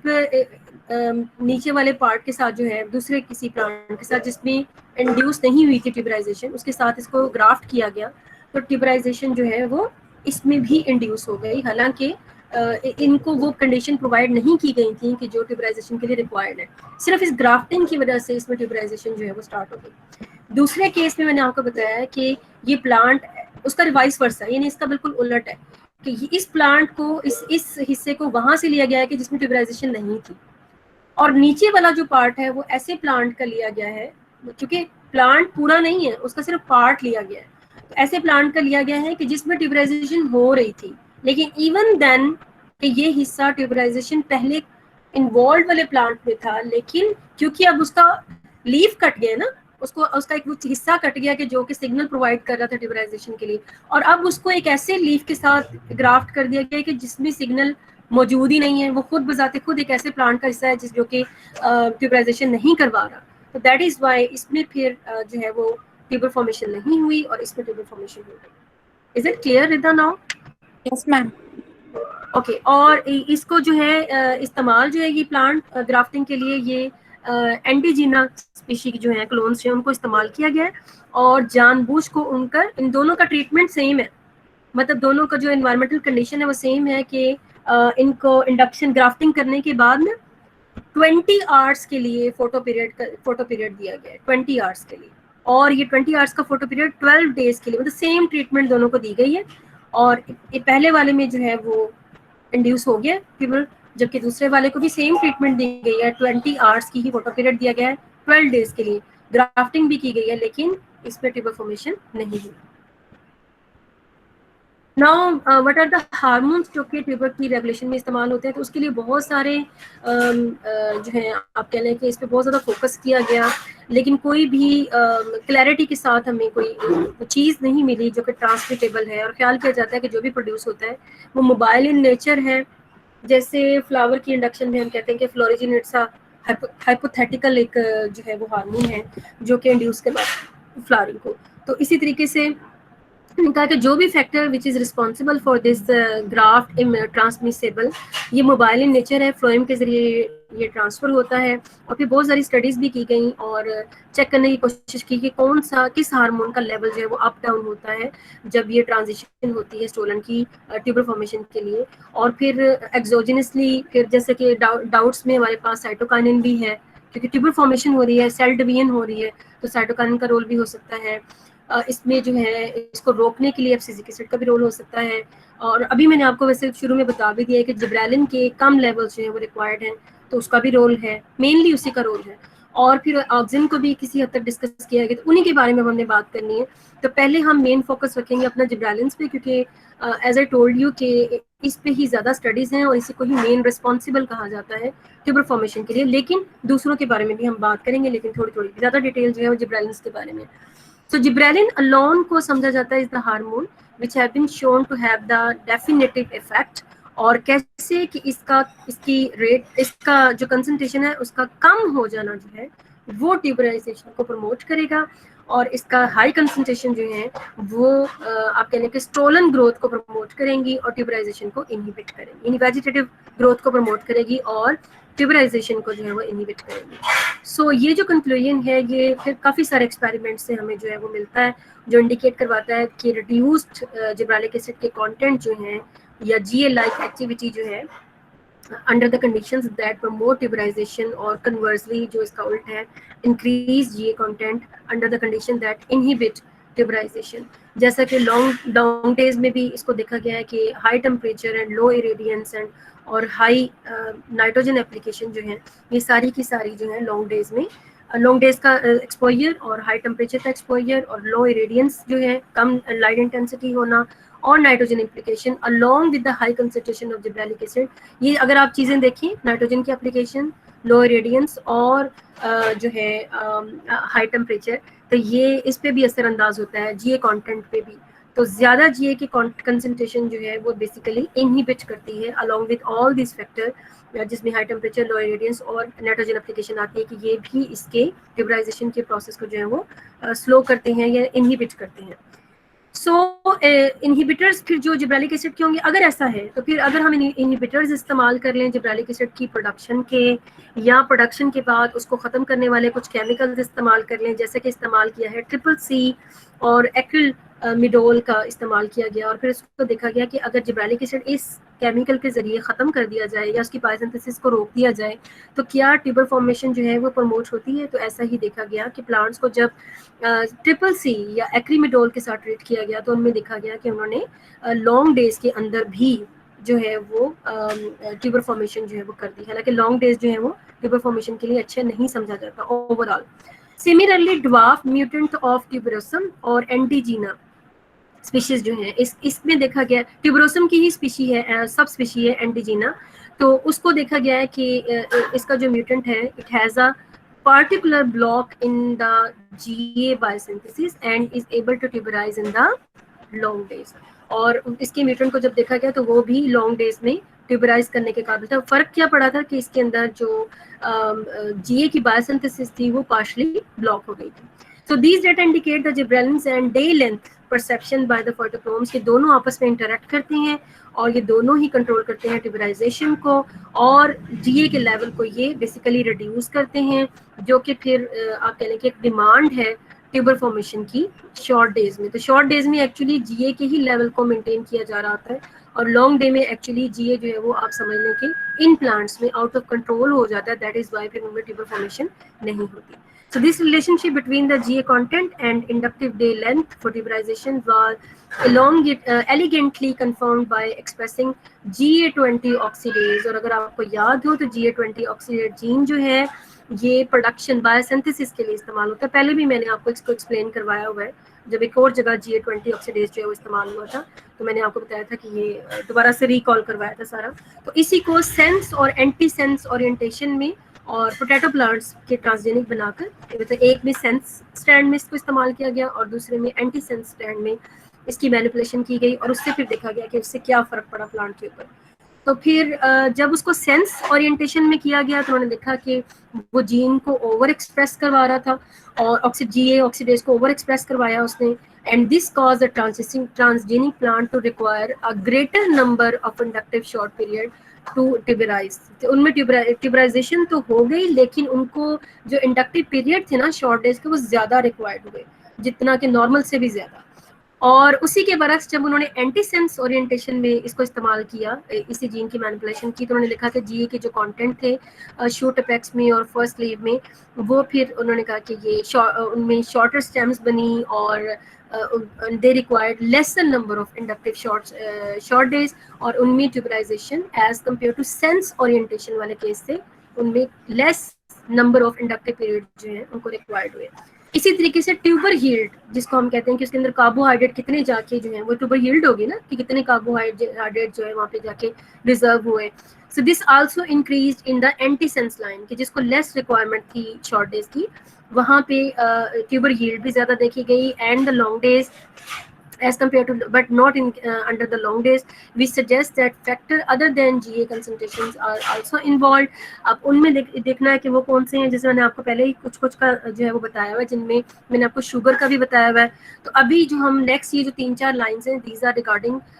using different concentrations of sugar, जैसे कि 0.1, 0.01, 0.3 और 0.03, ये डिफरेंट कंसंट्रेशन शुगर की along with a specific concentration of gibberellic acid, इन दोनों का इस्तेमाल करेंगे और देखेंगे कि different concentration of sugar along with GA जो है वो किस तरह से इन्फ्लुएंस करता है ट्यूबराइजेशन को। ये मैं नेक्स्ट में आपको समझाऊंगी। एक और एस्पेक्ट जो कि यहाँ पे मैं आपको बता दूं कि ट्यूबर्स जो हैं, पोटैटो ट्यूबर्स, उनमें एक खास किस्म की प्रोटीन, आपने नाम भी सुना होगा, बायोकेमिस्ट्री में आपने इसके बारे में पढ़ा होगा, पोटैटिन्स भी उसके अंदर होती है। तो ये भी देखा गया कि ये वैसे भी अगर देखें तो ट्यूबर्स में सबसे ज़्यादा पाई जाने वाली जो प्रोटीन है वो पोटैटिन्स ही होती है। तो जिब्रेलिन्स ने not only inhibit the tuber formation, बल्कि उसमें उन्होंने पोटैटिन की जो एक्सप्रेस करने वाले जीन्स हैं उनको भी उसने इनहिबिट किया। तो इस वजह से आप कह सकते हैं कि ना सिर्फ ट्यूबराइजेशन को इनहिबिट करती है बल्कि क्वालिटी ऑफ ट्यूबर को भी, क्योंकि अगर पोटैटिन उसमें नॉर्मली प्रोड्यूस होता है तो दैट्स मीन कि वो उसके लिए रिक्वायर्ड है और उसका वो नॉर्मल फीचर है, और उसको भी इसने रिड्यूस किया। तो नेक्स्ट जो डायग्राम है इससे मेरे ख्याल है आपको ज़्यादा समझ आ जाएगी। इसमें 3 जो ऊपर वाले जो केसेस हैं, यहाँ पे 8% सुक्रोज और 1% सुक्रोज, और उसके बाद डिफरेंट कंसंट्रेशंस ऑफ सुक्रोज, जिसमें 8, 4, 2 और 1% फ्रॉम लेफ्ट टू राइट जो है, यानी कि एंड वाले में 8, 4, 2 और 1% सारे इस्तेमाल हुए हैं, और जो पहला है उसमें सिर्फ 8% सुक्रोज इस्तेमाल हुई है, और जो बी डायग्राम है इसमें सिर्फ 1% सुक्रोज इस्तेमाल हुई है। तो जिसमें 8% सुक्रोज इस्तेमाल हुई है उसमें ट्यूबर की इंडक्शन हो गई, और मतलब सुक्रोज की ट्रीटमेंट से। और जिसमें 1% सुक्रोज इस्तेमाल हुई, मेरा ख्याल है कि आप देख ही सकते हैं कि इसमें कोई ट्यूबर फॉर्मेशन नहीं हुई। और उसके बाद जिसमें series of sucrose concentration change की गई, यानी कि सीरीज ऑफ कंसंट्रेशन जो प्रोवाइड की गई, पहला वाला जो इसको 8 दी गई, फिर 6, फिर 4, फिर 2 और फिर 1। यू कैन सी कि ग्रेजुअली जो लेंथ ऑफ द प्लांट है वो बढ़ता है, वेजिटेटिव प्रोडक्शन उसकी बढ़ रही है, लेकिन उसकी जो ट्यूबर फॉर्मेशन की कैपेसिटी है ये पहले 3 में तो रिड्यूस हुई है और एंड वालों में तो है ही नहीं, ट्यूबर बना ही नहीं है। ठीक है, एक तो ये अदर देन जिब्रेलिक एसिड जो factor those are involve for the manipulation of tuberization, वो इसको एक्सप्लेन करती है ऊपर वाली जो पार्ट है। नीचे वाला जो है, जो मैं आपसे बात कर रही थी कि gibberellic acid along with sucrose, अब सुक्रोज को उन्होंने फिक्स कर दिया है, 8% सुक्रोज है, and now 0.01 gibberellic acid micromole, दूसरे में 8% सुक्रोज 0.03 माइक्रोमोल जिब्रेलिक एसिड, फिर उसके बाद 8% sucrose and 0.1 gibberellic acid and then 0.3 and you can see here के ये भी ग्रेजुअली इंक्रीज कर रहे हैं हम जिब्रालिक एसिड की कंसंट्रेशन को। अगेन जैसा कि हम अज्यूम भी कर सकते हैं, बिकॉज मैं आपको बता चुकी हूँ कि जैसे जैसे रिडक्शन होगी जिब्रालिक एसिड की तो वो प्रमोट करेगा ट्यूबर फॉर्मेशन को। तो वही केस है कि पहले में क्योंकि बहुत लो कंसंट्रेशन थी जिब्रालिक एसिड की एंड हाई कंसंट्रेशन थी सुक्रोज की, highest which we used in this experiment 8%। तो इनमें आप देख सकते हैं कि ट्यूबर फॉर्मेशन है सभी में प्लांट्स में। दूसरे केस में 8% सुक्रोज के साथ जब 0.03 थोड़ा सा ज़्यादा जिब्रालिक एसिड दिया गया तो सिर्फ एंड वाला जो प्लांट है उसमें जो है वो ट्यूबराइजेशन जो है वो हुई है, लेकिन बहुत आप कह लें कि साथ में उसकी वेजिटेटिव ग्रोथ भी है और ट्यूबर जो है उसका साइज भी इतना बड़ा नहीं है। उसके बाद फिर जो आने वाले जो कंसंट्रेशंस हैं जिनमें बहुत ज़्यादा हो गई है क्योंकि 0.03 कहाँ और 0.1 कहाँ, तो उनमें आप देखते हैं कि इनमें इन दो में सिर्फ ट्यूबर फॉर्मेशन हुई है, बाकी सब में ट्यूबर फॉर्मेशन नहीं हुई। और उसके बाद वाले जितने भी प्लांट्स हैं उनमें ट्यूबर फॉर्मेशन बिल्कुल नहीं हुई क्योंकि उनमें कंसंट्रेशन जो जिब्रालिक एसिड की वो उससे भी ज़्यादा जो है वो हाई हो चुकी थी। तो मैं इसकी कैप्शन में भी कुछ चीज़ें हैं जो कि आपको एक्सप्लेन करेंगी कि ये हमें बेसिकली दिखाया development of the single node cutting from the potato plant जिनको ग्रोन किया गया है इन विट्रो यानी कि लेबोरेटरी में, और ऐसे मीडिया में जो कि जिनको 10 डेज जो है इनकी जो ग्रोथ है उसको चेक किया गया है और इसमें इफेक्ट देखा गया है increasing concentration of gibberellic acid का on the tuberization induced by 8% sucrose. Lastly जो है ट्यूबराइजेशन में दूसरे हार्मोन्स का रोल है, तो वो जस्ट एक लाइन की बात है। जैसे कि साइटोकाइनिन के बारे में कहते हैं कि कुछ स्टडीज हमें बताती हैं कि हाई लेवल्स ऑफ साइटोकाइनिन जो है लीव्स में those also can induce potato plants, but the connection जो है ट्यूबराइजेशन के साथ वो कोई इतना क्लियरली हमें नहीं मिला। मतलब कि हम इसके बारे में पूरे वसूख के साथ नहीं कह सकते कि cytokinins are responsible for tuberisation. इसी तरीके से एब्सिसिक एसिड को हम नॉर्मली देखते हैं कि एब्सिसिक एसिड जो है वो जीए का एंटागोनिस्टिक जो है वो हार्मोन कहलाता है। आपने बहुत और जगहों पे इसको पढ़ा होगा कि जीए जो काम करता है एब्सिसिक एसिड उसको एंटागोनाइज करता है। तो हम इस सेंस में हम कह सकते हैं कि पोटैटो के प्लांट्स में भी यही होना चाहिए कि जीए की रिडक्शन अगर हो रही है तो एब्सिसिक एसिड की कंसंट्रेशन हाई होनी चाहिए वहाँ पे। तो उसके भी फिर इनको भी स्टडी किया गया और GA levels are reported to be higher in the short days plants, but ABA synthesis mutant of the potato droopy is able to form tuber. तो इस तरीके से ये भी कोई कंसिस्टेंट स्टडीज मतलब आप कह लें कि ऑब्जर्वेशन नहीं है कि जिसको हम जनरलाइज कर सके। तो इसलिए डाउटफुल हो गया जीए का भी एबीए का भी रोल कि इसकी लेवल्स का हाई होना भी शायद रिस्पॉन्सिबल है। तो जीए के लेवल का लो होना तो रिस्पॉन्सिबल है, लेकिन एबीए के लेवल का हाई होना जो है वो उसको हम वसूख से नहीं कह सकते। इसी तरह इंडोलिक एसिटिक एसिड और इथिलीन की भी बात होती है क्योंकि इन दोनों की कंसंट्रेशन जो है वो रेशो जो है वो मैटर करती है वेजिटेटिव प्रोडक्शन के लिए और रूट की फॉर्मेशन के लिए। So this also have been implicated in tuberization but the results are unconvincing. हमें कोई बहुत ज़्यादा उसके जो नताइज हैं वो कन्विंसिंग नहीं लगे कि जिसके बाद हम कह सकें कि these are solely responsible for this activity. और उसके बाद हम ये भी देखते हैं कि जब हम हार्वेस्ट कर लेते हैं पोटैटोज की तो potato tuber do not sprout for a finite period of time and ये जो पोटैटो ट्यूबर्स में ट्यूबर्स का ना स्प्राउट ना होना जो है this is varies with the cultivar. कुछ कल्टीवार में ड्यूरेशन जो है वो ज़्यादा ले जाते हैं, लिहाजा वो ट्रांसपोर्टेशन में ज़्यादा अगर टाइम लग जाता है तो उनको फ़र्क नहीं पड़ता। लेकिन कुछ में बहुत जल्दी जो है ये जो आंखें जिसको हम बचपन से हम आंखें बोलते थे कि ये जो है ना आलू की आंखें हैं ये, ठीक है, और उसको देख कर डर भी लगा करता था कि पता नहीं ये क्या चीज़ है। तो ये फिनोमिनन जो है वो आप कह लें कि ये इस फिनोमिनन को हम कहते हैं एंडोडोमेंसी के जानबूझ मतलब पोटैटो ट्यूबर्स आर देयर लेकिन वो स्प्राउट नहीं कर रहे। तो ये जो स्प्राउट ना कर पाना है, एक तो ये कि पोटैटो की डिफरेंट वैरायटीज में इसकी जो कैपेसिटी है दैट इज डिफरेंट, और दूसरा इस प्रोसेस को हम बोलते हैं endodormancy and this is thought to involve a complex interaction with the endogenous level of ABA और हार्मोन जो जिनकी डिटेल अभी भी अनक्लियर है। तो इस मतलब ओवरऑल ट्यूबर फॉर्मेशन के अलावा स्प्राउटिंग में भी हम देखते हैं कि एबीए का रोल थोड़ा बहुत देखा गया है लेकिन वो भी इनकंसिस्टेंट है। उसके बाद एक एसिड है that is the tuberonic acid जो कि आप कह लें कि it's a derivative of jasmonic acid. तो जिस्मोनिक एसिड का कहते हैं क्योंकि tuberonic acid is the derivative of jasmonic acid. तो क्या जिस्मोनिक एसिड का भी कोई रोल है? तो ट्यूबरोनिक एसिड को इसके ग्लाइकोसाइल कॉन्जुगेट के साथ स्टडी किया गया, और इसके अलावा जिस्मोनिक एसिड और मिथाइल जस्मोनेट जो इसी का डेरिवेटिव भी होता है जस्मोनेट का, उनके बारे में भी रिपोर्ट्स देखी गई और कहा गया कि maybe they are the potent inducer of the tuberization in the potato plant, क्योंकि जिस्मोनिक एसिड जो है ना ये भी एक नेगेटिव रेगुलेटर जो है ग्रोथ का वो कंसिडर किया जाता है, और इसके अलावा आपको पता ही होगा कि ये पैथोजेंस वगैरह के अटैक में भी जो है वो उसमें भी ये हेल्प करता है। लेकिन फिर आने वाली स्टडीज ने ये बताया कि जिस्मोनिक एसिड्स के लेवल वर वेरी हाई, लेकिन उसके बावजूद वो पैथोजन के अटैक को तो वो डिफेंस में तो काम कर रहे थे, लेकिन ट्यूबराइजेशन में उनका कोई इतना रोल सामने नहीं आ रहा था, हालांकि लेवल्स वर हाई। तो इससे हमें पता चला कि नहीं, जिस्मोनिक एसिड भी जो है इसका रिस्पॉन्सिबल जो हार्मोन है वो नहीं है। और इसी तरीके से रिपीटेड स्प्रेस किए गए ट्यूबरोसम एंटीजीना पे भी इसके, लेकिन प्लांट्स ने ट्यूबराइजेशन जो है वो नहीं हो सकी। तो इस तरह की डिफरेंट जो स्टडीज़ हैं इससे हमें पता चला कि जिस्मोनिक एसिड भी हालांकि वो भी जीए का एंटागोनिस्टिक हार्मोन है, लेकिन वो भी इस तरीके से कंसिस्टेंट नहीं है इसके रिजल्ट कि जिसकी बुनियाद पर हम कह सकें कि this is responsible for the tuber formation. तो खुलासा यही है कि ट्यूबर फॉर्मेशन का जो प्रोसेस है इसमें जिब्रेलिक एसिड जो है इन्हीं का मेन रोल होता है, बट डेफिनेटली दूसरे हार्मोन्स पे क्योंकि हमारे शक व शुबहात जा सकते हैं तो उनकी क्लैरिटी करना भी ज़रूरी है। तो that is all about tuberisation, जो कि इस टॉपिक को ख़त्म करता है। अभी मैं एक शॉर्ट सा आपको टॉपिक पढ़ाने लगी हूँ, ऑल्दो कि वो कोई 25 स्लाइड्स पे मुश्तमिल है, लेकिन है वो बहुत आसान, तो ये थोड़ा ज़्यादा समझने वाला था, वो बिल्कुल भी ऐसा सच नहीं है, बल्कि पहले समझाने के लिए आपके दिमाग को जो है ना वो खुला छोड़ देना है, ठीक है। तो मैं इसको पहले क्लोज कर लूँ ताकि मुझे बार बार इसको खोलने में जो है ना इसको मसला ना पेश आए। So the other one is topic is CD. जब हम कहते हैं ना कि सीड की नहीं, अभी आप रिसर्च में नहीं आए। अच्छा, मेरे पास बच्चे रिसर्च में आते हैं ना, मैं उनसे कहती हूँ अच्छा सीड मंगवा लें,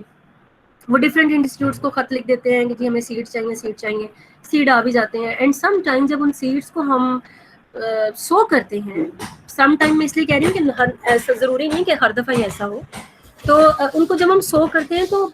100 सीड तो नहीं खैर लगाते, एक पॉट में हम ज़्यादा से ज़्यादा 15 से 20 सीड लगाते हैं, अगर बड़े हों, और अगर छोटे हों तो तादाद थोड़ी ज़्यादा कर देते हैं। तो हम देखते हैं कि वो 15 में से कोई 3 जर्मिनेट कर रहे हैं, कोई 4 जर्मिनेट कर रहे हैं। तो फिर आहिस्ता आहिस्ता मैंने ना जो लेटर हम लिखते थे सीड कॉर्पोरेशंस को कि वो या इंस्टीट्यूट्स को जो कि सीड बैंक्स रखती हैं उनको हम लिखते थे, तो फिर हम साथ में लिखना शुरू कर दिया हमने कि मैक्सिमम जो इसकी जर्मिनेशन जो परसेंटेज है that should not be less than 90%। तो 90% से ऊपर जिसकी जर्मिनेशन है सिर्फ आपने हमें वो सीड देने, बाकी नहीं हमें दे प्लीज़, क्योंकि हम फिर सफ़र करते हैं, पहले उनको चेक करना पड़ता है। फिर भी मैं डरते हुए ना, क्योंकि कुछ एक्सपेरिमेंट्स बच्चों के फ्लॉप हुए, तो अभी भी मेरे पास सीड्स आते हैं, उन्होंने लिखा होता है कि इसकी जर्मिनेशन बहुत अच्छी होती है, लेकिन मैं उनको पहले प्री एक्सपेरिमेंट करवाती हूँ जिसपे मैं उनका जर्मिनेशन परसेंटेज चेक करवाती हूँ, और फिर उनको जिसका अच्छा होता है, जिन सीड्स का, वैराइटीज़ का, कल्टीवर्स का, हाइब्रिड्स का, लाइन्स का, उनको फिर हम फर्दर एक्सपेरिमेंटेशन में जो है वो इस्तेमाल करते हैं। तो ये मैंने एग्जाम्पल आपको क्यों दी, क्योंकि ये इस टॉपिक से रिलेटेड है कि जिसको हम कहते हैं सीड विगर, सीड की पूरी ओवरऑल हेल्थ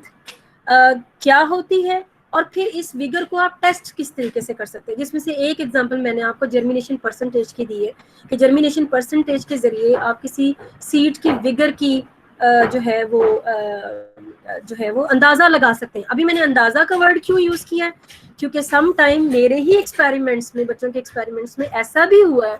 कि जर्मिनेशन परसेंटेज बड़ी अच्छी थी, लेकिन जब वो ग्रो किए वेजिटेटिवली और जब वो अडल्ट स्टेज पे पहुंचे तो उनकी सीड प्रोडक्शन उतनी अच्छी नहीं थी, उनकी ग्रोथ इतनी अच्छी नहीं थी, और वो एक लेस जर्मिनेशन परसेंटेज करने वाले सीड के मुकाबले में उन्होंने ज़्यादा यील्ड दी और उसकी यील्ड भी इतनी अच्छी नहीं थी। तो इसको हम एक लास्ट पैरामीटर नहीं कह सकते कि this is the only parameter which indicate the vigour of the seed. So there are a variety of tools available in the you can say science कि जिसको हम इस्तेमाल करके तो हम सीड की विगर का पता लगा सकते हैं, ताकि हम उन्हीं सीड्स को सीड बैंक में रखें या एग्रीकल्चर पर्पस के लिए इस्तेमाल करें या अपने किसानों को दें कि जिनकी जो हेल्थ है वो अच्छी हो, ना सिर्फ जिनकी जर्मिनेशन अच्छी हो। Germination is one criterion of the seed vigour, जबकि और भी बहुत सारे क्राइटेरियन इसमें आ जाते हैं जर्मिनेशन परसेंटेज के अलावा भी, जो कि सीड की विगर को इंडिकेट करवाते हैं. So now moving toward the proper definition of seed vigor. Seed vigor is a term that is sometimes used to describe the seed or seed lot quality को डिफाइन करने के लिए हम इस्तेमाल करते हैं. और विग्रस सीड वो सीड होते हैं जो कि हेल्दी, स्टर्डी, मजबूत और जो है सीडलिंग को इस्टेब्लिश करवा सके. और जो नॉन विग्रस सीड होते हैं वो ऐसे सीड्स हम कहते हैं जो कि वीक होते हैं, सिकी होते हैं, देखने में आपको मरियल से लग रहे होते हैं, तो उनको हम कहते हैं कि those are non vigorous seed. These variations among different seed lots of the same species are of obvious importance because कि इसी से फिर हमें पता चलता है कि आया इनको हमने सीड सेंटर्स में, जीन बैंक्स में, नर्सरीज में, फॉरेस्ट रिलेटेड इंडस्ट्रीज जो हैं, कि जैसे आपको पता है कि फॉरेस्ट की जो स्पीशीज हैं जो कि डिक्लाइन की तरफ जा रही हैं, तो हम उनको सीड को जानबूझ के स्टोर कर लेते हैं. तो पहले उन सीड का टेस्ट होना बहुत ज़रूरी है, जिसको हम अल्टीमेटली किसी काम में भी इस्तेमाल करें, चाहे वो फॉरेस्ट इंडस्ट्री है, चाहे वो बैंक्स हैं, चाहे वो नर्सरीज हैं, या कोई भी और सेंटर है. जी बेटा कुछ कहना है या टाइम पूरा होने की बात कर रहे हैं, क्योंकि नेक्स्ट आपकी क्लास है डॉक्टर नवीद के साथ. जी क्या फरमाया है? शाबाश, बहुत अच्छा क्वेश्चन है. मैं ये अपने लेक्चर के बाद आपको बताती हूँ इसका आंसर. लगता है आपकी बिल्कुल तवज्जो नहीं है इसकी जो है ना लेक्चर की तरफ, बस सारी कंसंट्रेशन इस तरफ है कि मिड का कोर्स आएगा कि नहीं आएगा. हाँ रिदा क्या कह रही हो? मैंने कहा मैम सुन रहे हैं लेक्चर. अच्छा सुन रहे, इंटरेस्टिंग है और इम्पोर्टेंट भी है रिदा, ठीक है. अच्छा तो सीड विगर टेस्टिंग के लिए ना दो तरीके से टेस्ट, दो तरीके, वैसे तो 6 आपके सामने नजर आ रहे हैं, 6 तरह के तरीके हैं, लेकिन उनको आप 2 कैटेगरीज में डिवाइड कर सकते हैं. वो जिनमें हम बेसिकली ये देख रहे होंगे कि सीड की इमर्जेंस जो है और स्टोरेबिलिटी को जो डिफाइन करें, मतलब अगर स्टोरेबिलिटी के लिए और इमरजेंस के लिए अगर आप स्टडी करना चाहते हैं तो फिर उनमें electrical conductivity is important, tetrazolium treatment is important and test to evaluate the seedling growth जो है. ये जो 3 टेस्टिंग के प्रोसीजर हैं ये ज़्यादा फायदेमंद है. अगर इनके मुताबिक अगर आप सीड को जांच के और फिर उनको सीडलिंग इमरजेंस और स्टोरेबिलिटी के पर्पज़ के लिए इस्तेमाल करते हैं तो वो बेहतर है. दूसरी तरफ अगर आपका मकसद ये है कि किसी खास किस्म का स्ट्रेस जो है वो प्लांट को उसका सामना करना पड़ सकता है, या जैसे कि मेरी स्टडीज़ में, क्योंकि मैं भी स्ट्रेस फिजियोलॉजिस्ट ही हूँ, तो हमारा ये एम्फेसिस होता है कि हम कोई ना कोई स्ट्रेस प्लांट को जानबूझ के देखें. हम देखेंगे अंडर दैट स्ट्रेस जो इसकी परफॉर्मेंस है वो क्या बेहतर रहेगी या नहीं रहेगी. तो उसके लिए फिर जो सीड की विगर को टेस्ट करने के जो विगर को लेके जानने के लिए जो टेस्ट हैं, उनके लिए फिर जो ज़्यादा अप्रोप्रिएट टेस्ट हैं दोज आर कोल्ड टेस्ट और accelerated ageing test and the controlled deterioration test. तो ये फिर डिफरेंट कैटेगरी, वैसे ओवरऑल ये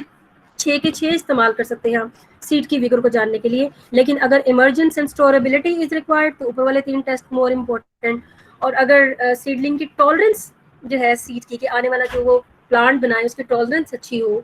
और पहले से ही आप उसको जानना चाहते हैं कि ये वाले फ्यूचर में इनकी अच्छी टॉलरेंस हो सकती है, तो उसके लिए फिर cold and accelerating ageing and control deterioration जो है वो ज़्यादा अप्रोप्रिएट समझे जाते हैं. बट ओवरऑल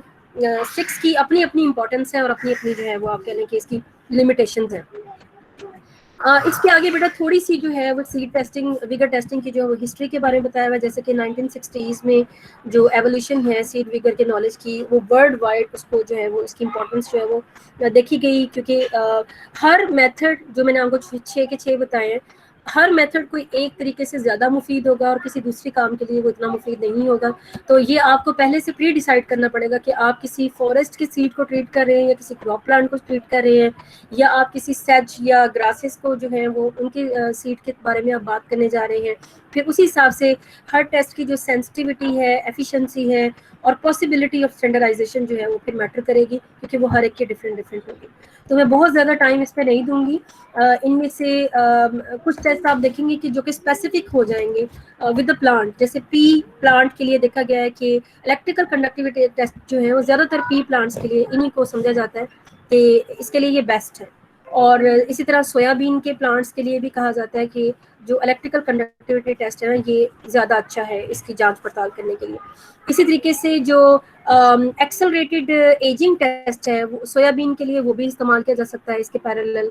और ब्रासिका स्पीशीज के लिए कंट्रोल डेटोरेशन टेस्ट जो है वो ज़्यादा अप्रोप्रिएट समझा जाता है। और emerging of the primary root जो है वो कॉर्न के लिए जो है वो ज़्यादा आप कह लें कि इफेक्टिव या ज़्यादा इम्पोर्टेंट समझा जाता है। इसके अलावा जो भी मेथड इस्तेमाल करेंगे जाहिर है कि उसका ताल्लुक यही होगा कि आपकी जो आप रिसर्च कर रहे हैं या जो आप काम करने जा रहे हैं उसमें आप चाहते क्या हैं, उसी के हिसाब से फिर आप जो है वो डिसीजन मेकिंग कर सकते हैं कि आप किस टेस्ट के ज़रिए सीड की विगर को जो है वो जांच सकते हैं। तो शॉर्टली मैं सबके बारे में बताती जाऊंगी, बाकी बेटा उसका हर एक में उसका प्रोसीजर बताया हुआ है। पहले उसका इंट्रोडक्शन है, फिर प्रोसीजर है और कब पहली दफ़ा इस्तेमाल हुआ, किन प्लांट्स में इसको इस्तेमाल किया जाता है, तो इस तरह की ही बातें हैं सब में। तो कोल्ड टेस्ट में जैसा कि नेम इंडिकेट कर रहा है कि इसमें आप जो विगर टेस्ट करने के लिए ये सबसे ओल्डेस्ट मेथड जो है इसको कहा जाता है और सबसे ज़्यादा पॉपुलर भी है ये सीड के असेसमेंट में, specially in the United states. और इसको प्राइमरी टेस्ट भी कहा जाता है। हाइब्रिड कॉर्न को जब यूनिवर्सल इसकी सीड इंडस्ट्री लगी तो उसमें प्राइमरी टेस्ट के तौर पे भी कोल्ड ट्रीटमेंट जो है इसको टेस्ट को इस्तेमाल किया गया। और बाद में फिर बहुत सारे दूसरे प्लांट्स जैसे कि barley, carrot, cotton, eggplant और फील्ड बीन्स, राइस, अनियन, इन सब में भी फिर इसका इस्तेमाल किया गया। कोल्ड टेस्ट होता क्या है, एज द नेम इंडिकेटेड कि लो टेम्परेचर जो है उसके अंदर आप उसको एवेलुएट करते हैं, सीड के रिस्पॉन्स को, सीड के सैंपल्स को सब्जेक्ट करते हैं लो टेम्परेचर पे और उसको उसके सबस्ट्रेट में आप देते हैं वाटर कंटेंट और फिर देखते हैं कि आया presence in absence of pathogen भी उसके साथ आप मिला सकते हैं। और इसके बाद फिर हम चेक करते हैं कि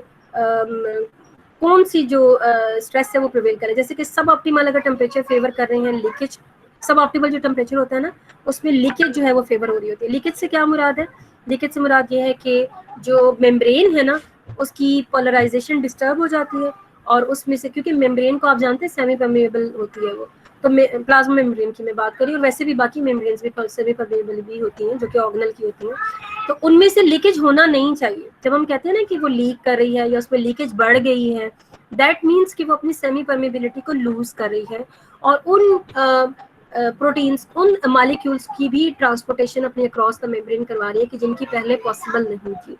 और इम्पोर्टेंट जो न्यूट्रिएंट्स हैं, सब्सटेंसेस हैं, एसिड्स हैं, वो फिर सेल में से लीक करना शुरू हो जाते हैं, जो कि जाहिर है कि उसके लिए इम्पोर्टेंट नहीं है। तो हम लो टेम्परेचर क्यों देते हैं, बिकॉज उस पर हम चेक कर सकते हैं कि जो लीकेज है वो कितनी हो रही है। तो जिसमें कम लीकेज हो रही होगी लो टेम्परेचर पे हम कहेंगे ये ज़्यादा अच्छी विगर का हामिल है, और जिसमें ज़्यादा हो रही होगी हम कहेंगे ना भी इसको ना इस्तेमाल करो, ये फ्यूचर में इसकी विगर अच्छी नहीं लग रही। इसी तरीके से पैथोजन का हम इस्तेमाल क्यों करते हैं इसमें, कि जाहिर है कि लो टेम्परेचर ट्रीटमेंट के अंदर रहते हुए जो पैथोजन के स्ट्रेस को संभाल सकें, दोज आर मोर विगरस, और जो ना संभाल सकें, जो डेटोरेट होना शुरू हो जाए, तो फिर आप उसकी विगर इतनी अच्छी नहीं है, उसको फिर आप अडॉप्ट ना करें उन सीड्स को। तो इस तरीके से चेक किया जा सकता है जर्मिनेशन की परसेंटेज के जरिए भी, सीडलिंग की इमर्जेंस के लिए भी। तो इस प्रोसीजर को अडॉप्ट करके, इन पैरामीटर को स्टडी करके और फिर जानबूझ के, मतलब हमने एक सेट ऑफ इन्वायरमेंटल कंडीशन दी है जिसके अंदर फिर डिफरेंट पैरामीटर्स को स्टडी करके हम फिर सीड की विगर जो है उसका अंदाज़ा लगा सकते हैं। तो फर्स्ट टाइम जो है ये प्रोसीजर ये 1926 में रिपोर्ट किया था डिक्सन एंड हॉलबर्ट ने, और उसके बाद फिर ये आहिस्ता आहिस्ता फिर प्रिवेल करता गया डिफरेंट कंट्रीज़ में। और क्वालिटी टेस्टिंग के लिए जो है अब ये प्रोग्राम जो वर्ल्ड वाइड इस्तेमाल होता है, स्पेशली नॉर्थ अमेरिका में, तो कहते हैं कि इसका इस्तेमाल जो है बहुत ज़्यादा है। और यूरोपियन कंट्रीज़ और बाकी जो सीड कंपनीज जो हैं यूरोपियन कंट्रीज़ की, उनमें भी देखा गया कि इस टेस्ट को बहुत ज़्यादा इस्तेमाल किया जाता है सीड की विगर को देखने के लिए। दूसरा जो टेस्ट है वो है एक्सेलरेटेड एजिंग, और एक्सेलरेटिंग एजिंग को डबल ए से जो है रिप्रेजेंट किया जाता है। एज द नेम इंडिकेटेड, इसमें हम ऐसे set of environmental condition provide करते हैं जो कि अमूमन हाई टेम्परेचर होता है। हाई टेम्परेचर से मुराद ऐसा टेम्परेचर नहीं कि जिसपे जो है वो मरना शुरू हो जाए, और आपको पता है हाई टेम्परेचर तो वैसे भी प्रोटीन की डेटोरेशन करवा देगा, डिग्रेडेशन करवा देगा, तो इतना भी हाई नहीं करना। 41 तक टेम्परेचर को लेके जाना है। 41 से अबव जो टेम्परेचर होता है ना वो फिर प्रोटीन और जो बाकी चीज़ों को जो है वो डिस्टर्ब करना शुरू करता है। तो 41 तक हमने लेकर जाना है टेम्परेचर को।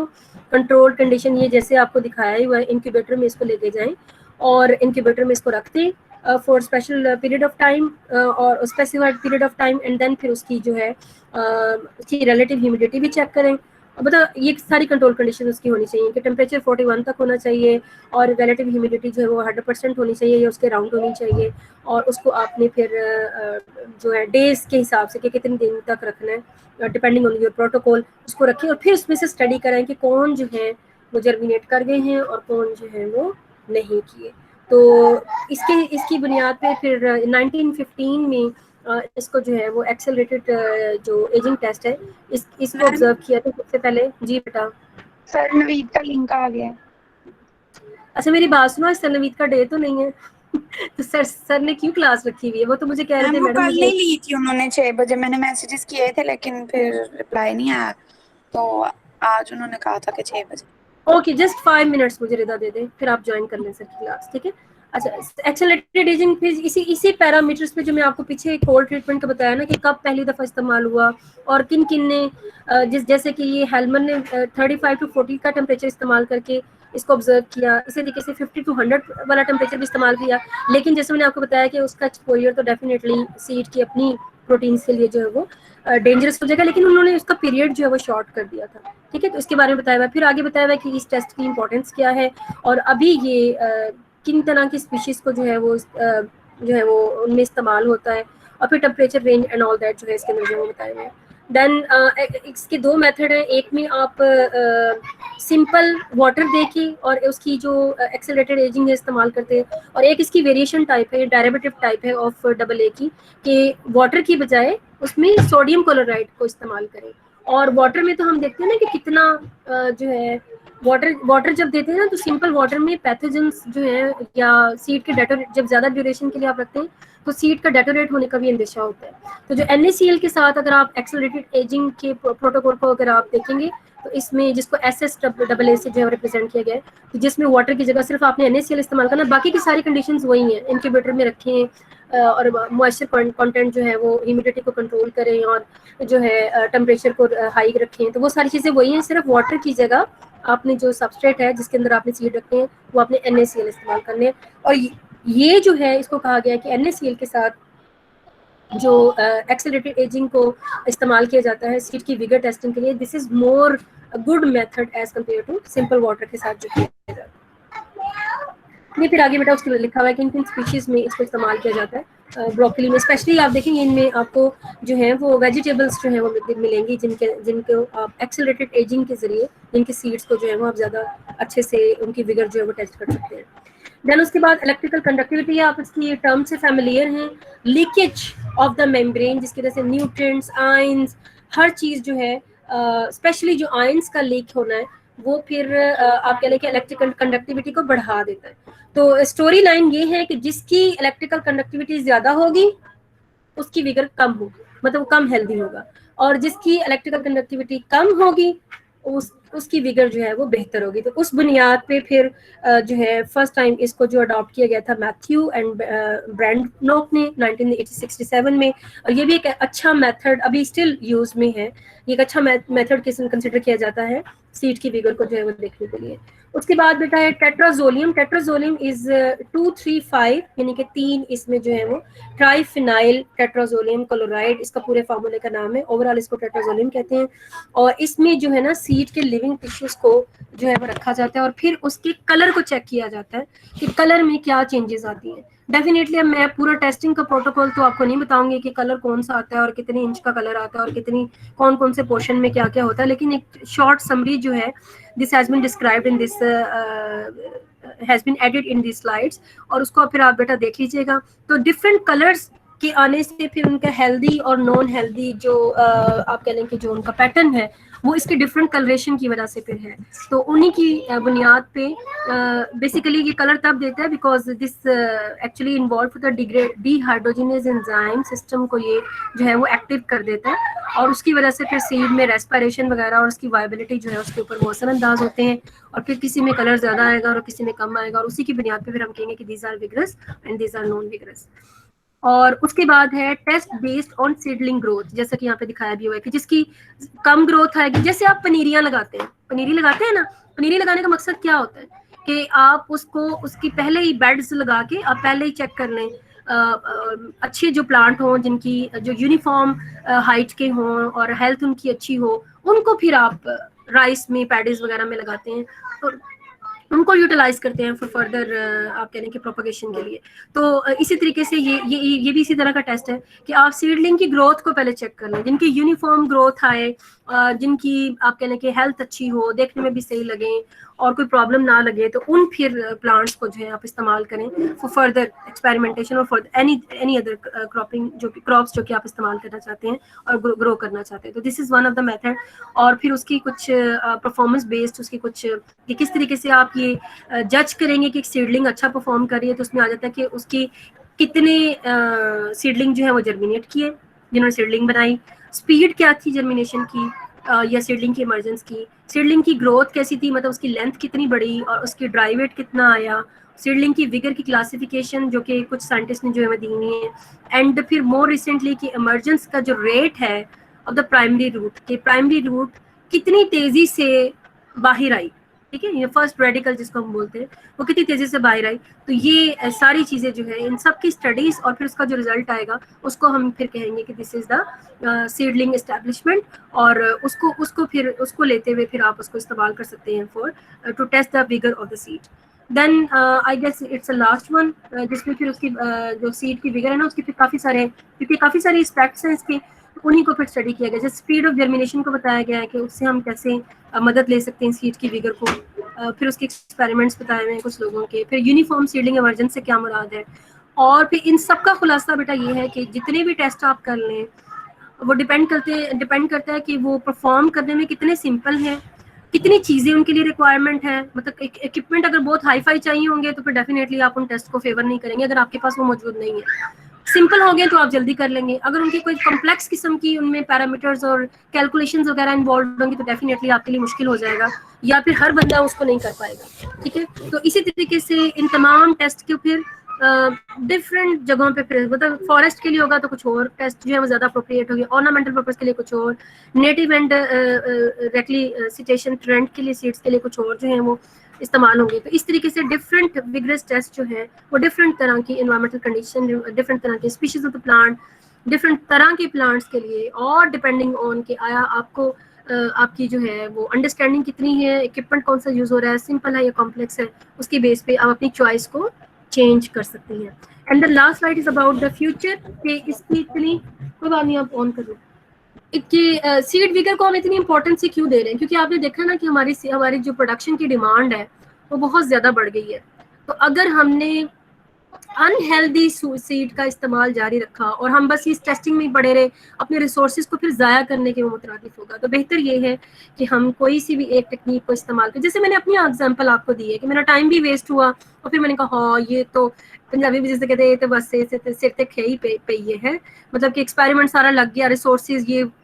एटसेट्रा वेस्टेज होते हैं और किसी पे पैथोजन ज़्यादा जल्दी से अटैक कर देता है। तो अगर पहले से आपने कोई ना कोई विगर का टेस्ट की स्ट्रेटेजी अपनाई हुई है जो कि मोस्ट अप्रोप्रिएट है आपकी एनवायरमेंटल कंडीशन और आपकी एक्सपर्टीज के लिहाज से एंड अवेलेबिलिटी ऑफ इक्विपमेंट के लिहाज से, तो डेफिनेटली वो फिर आपको जल्दी